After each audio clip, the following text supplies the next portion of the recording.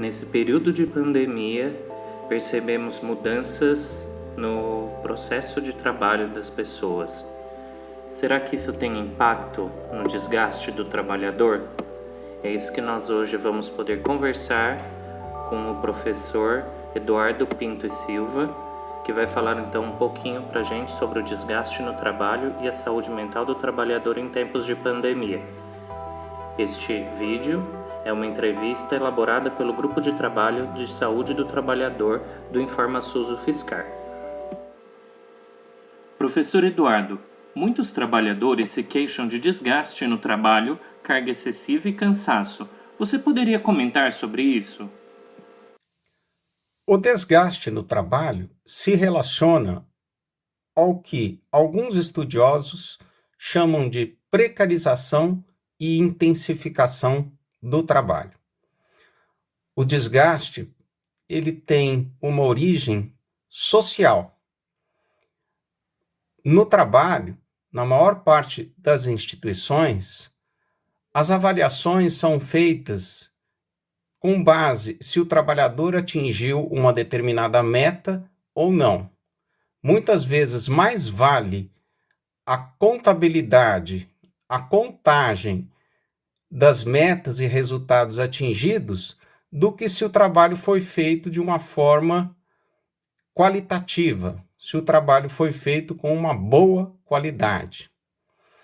Então, o desgaste relacionado à precarização e intensificação do trabalho vai ter reflexos na saúde do trabalhador, tanto no plano físico, muitas vezes se manifestando no cansaço, como no plano mental, que muitas vezes vai se expressar pelo sentimento de não se realizar no trabalho, pela frustração, por saber que tem capacidades que não são devidamente utilizadas no trabalho.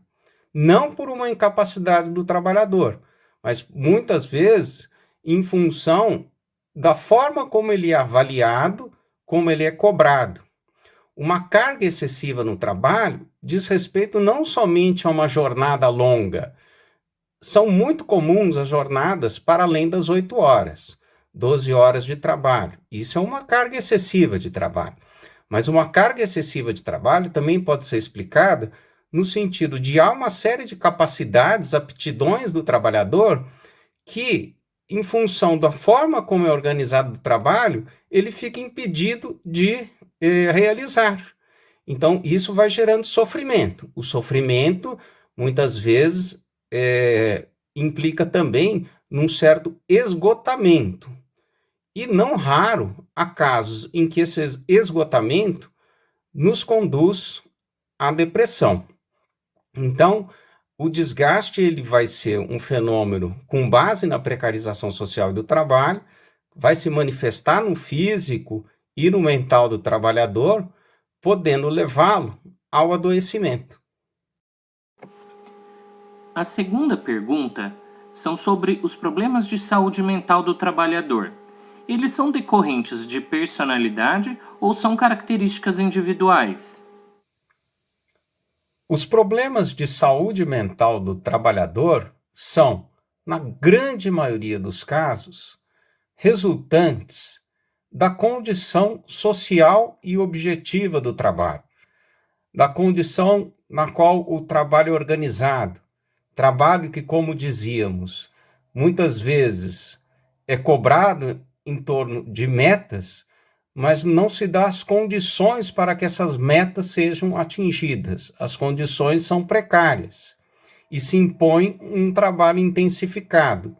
Isso é a razão fundamental dos problemas de saúde mental no trabalho, e não as características de personalidade de cada trabalhador tomado individualmente. Portanto, os problemas de saúde mental no trabalho, eles são um problema de doença ocupacional. Evidentemente que todos nós temos as características pessoais, de personalidade.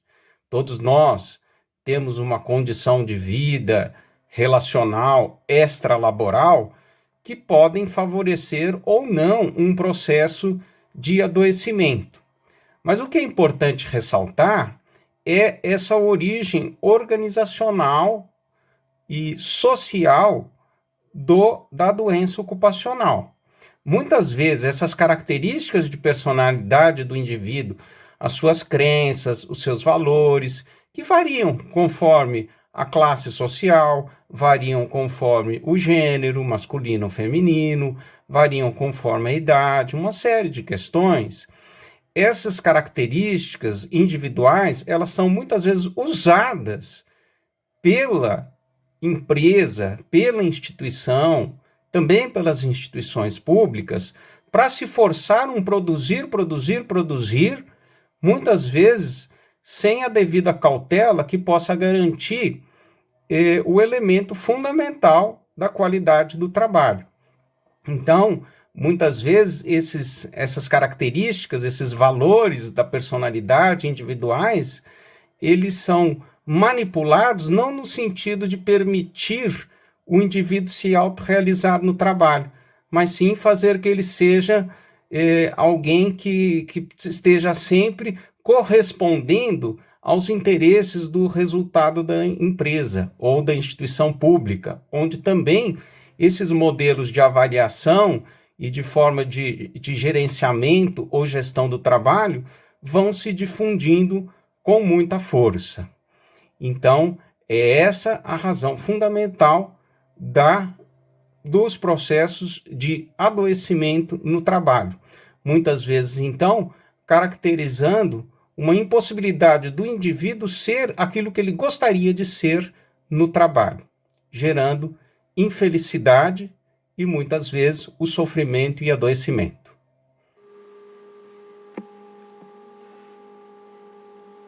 Por que alguns trabalhadores adoecem e outros não? Essa pergunta de por que alguns trabalhadores adoecem e outros não, se eles estão submetidos ao mesmo processo de intensificação e precarização do trabalho, se há uma série de coisas comuns entre eles, por que será que um chega a adoecer e outro não adoece? O Christophe Dejour, que é um pesquisador francês, ele faz essa pergunta.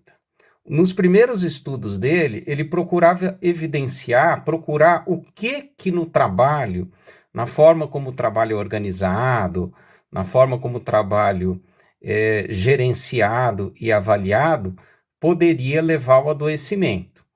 E ele aponta que muitas vezes a falta de autonomia do trabalhador, quando o trabalho é organizado de um jeito que impede a sua criatividade, o trabalho tenderia a gerar o adoecimento.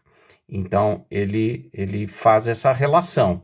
Mas ele percebe, ao tentar descobrir, né, as origens do adoecimento nas formas de se organizar o trabalho, de se avaliar o trabalho, que mesmo essas formas que, em muitos casos, levavam ao adoecimento, não levavam todos a adoecerem.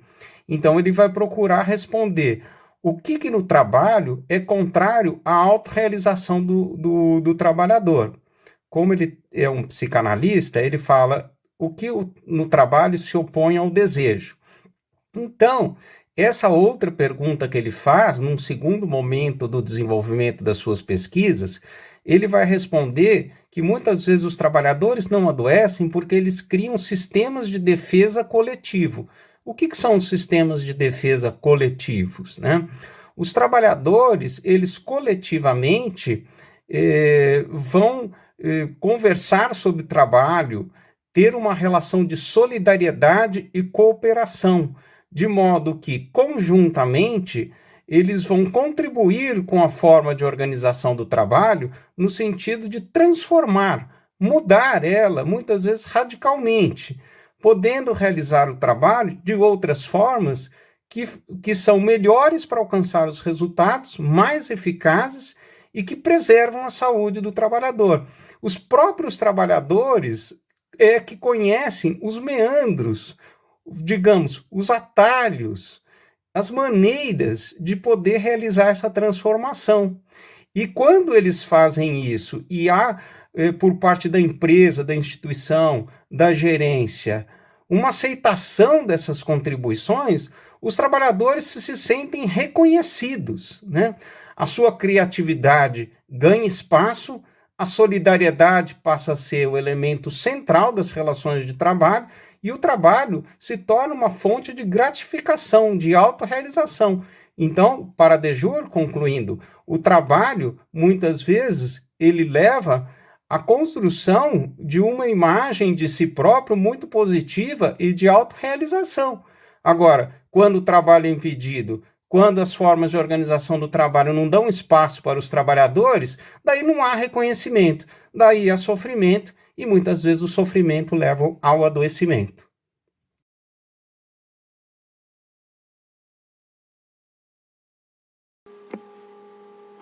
A última pergunta que nós gostaríamos de fazer para você, professor, é: o trabalho na pandemia favorece o cansaço e o adoecimento dos trabalhadores?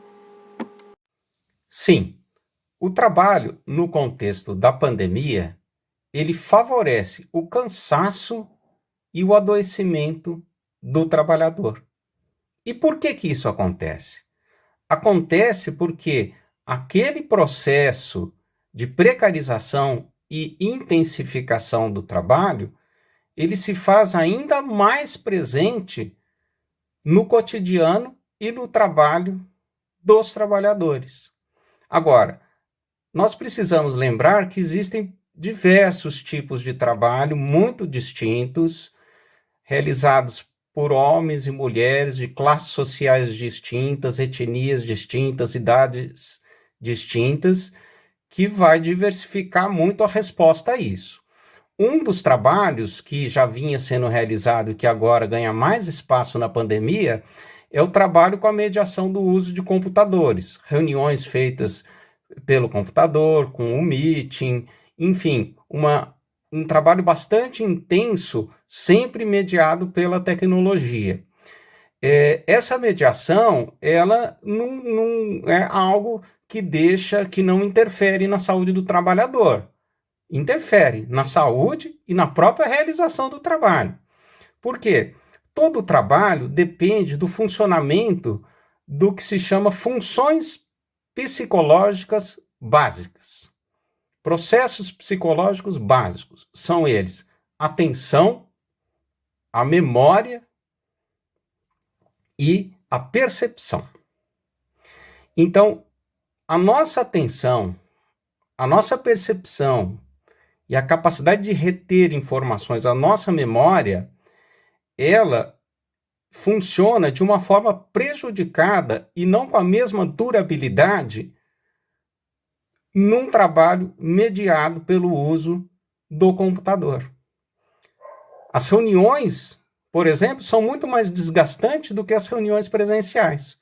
Uma aula, a capacidade do aluno ouvir e compreender tudo, numa aula ele fica 3 horas ouvindo, no computador essa atenção e essa percepção, a concentração, ela é muito mais reduzida em termos de tempo. Então, esse funcionamento prejudicado dos processos básicos, psicológicos básicos, ele vai interferir negativamente no trabalho e também na saúde do trabalhador e na sua satisfação com o próprio trabalho realizado. Agora, existem outros trabalhadores essenciais, né? Imagine se tivéssemos sem os coletores de lixo. Imagine se tivéssemos sem os profissionais de saúde. Imagine se estivesse sem a possibilidade, muitas vezes, termos entregadores de alimento em nossas casas, né? Entregadores que muitas vezes são trabalhos uberizados, como se diz alguns estudiosos, né? Todos mediados pelo uso do Uber. Então, esses trabalhadores são essenciais e eles estão super sobrecarregados, né? Os profissionais de saúde estão exaustos, a fadiga é algo notável. A demanda para os entregadores, as pessoas que trabalham com transporte, também muito intensa. Então, por uma dimensão bem diferente do teletrabalho, também o processo de precarização e intensificação do trabalho atinge negativamente este outro conjunto de trabalhadores. Deste modo, então, apesar da diversidade, podemos dizer que, de modo geral, sim, né, o contexto da pandemia vai favorecer, infelizmente, o cansaço e o adoecimento do trabalhador. Este conteúdo foi produzido pelo Grupo de Trabalho da Saúde do Trabalhador do InformaSUS UFSCar.